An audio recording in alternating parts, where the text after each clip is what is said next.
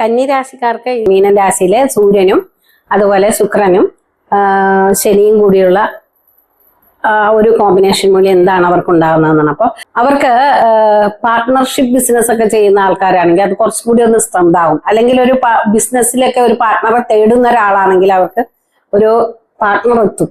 അല്ലെങ്കിൽ നമ്മുടെ ലൈഫിൽ നമ്മളൊരു ലൈഫ് പാർട്ട്ണറെയാണ് തിരയുന്നതെങ്കിൽ നമുക്ക് പൂർവാർജിത കർമ്മ ബന്ധത്തിന്റെ ഒരു ഫലമായിട്ട് അങ്ങനെ ഒരു കണക്ഷൻ വരാൻ, അങ്ങനെ ഒരാളെ കണ്ടെത്താൻ, അത് ഒരു അതൊരു ജീവിതത്തിലേക്ക് അങ്ങനെ ഒരു വഴിത്തിരിവുണ്ടാകാനൊക്കെ ഉള്ളൊരു സാധ്യത ഉള്ളൊരു കാലാണ് എന്ന് പറയാം. അതുപോലെ തന്നെ സീരിയസ് ആയിട്ട് നമ്മൾ മാരേജ് ഡിസ്കഷൻസ് ഒക്കെ മാരേജിനെ കുറിച്ച് ഇപ്പൊ ചിന്തിക്കാത്ത ആൾക്കാരാണെങ്കിൽ പോലും അതിനെക്കുറിച്ചൊന്ന് ചിന്തിച്ചു തുടങ്ങുന്ന സമയമായിട്ടൊക്കെ വരാൻ പറ്റുന്ന ഒരു കാലഘട്ടമാണ്. അല്ലെങ്കിൽ നമുക്ക് ഇതിനകത്ത് വേറൊരു ഡിഫക്റ്റ് ആയിട്ട് പറയാൻ പറ്റുന്നത് എന്താ വെച്ചാൽ എന്തെങ്കിലുമൊക്കെ അസുഖങ്ങൾ നമുക്ക് ഉണ്ടാകാം. അത് ഈ ഗൈനക്കായിട്ട് ഇപ്പൊ സ്ത്രീകൾക്കാണെങ്കിൽ പിന്നെ യൂട്രസ് പരമായിട്ടോ അല്ലെങ്കിൽ അങ്ങനെ എന്തെങ്കിലുമൊക്കെ അസുഖങ്ങൾ ഉണ്ടാകാതെ സൂക്ഷിക്കണം. അങ്ങനെ എന്തെങ്കിലും ഉണ്ടെങ്കിൽ തീർച്ചയായിട്ടും നമ്മൾ അപ്പൊ തന്നെ അത് വെച്ചുകൊണ്ടിരിക്കാതെ ഡോക്ടറെയൊക്കെ കാണിക്കണം.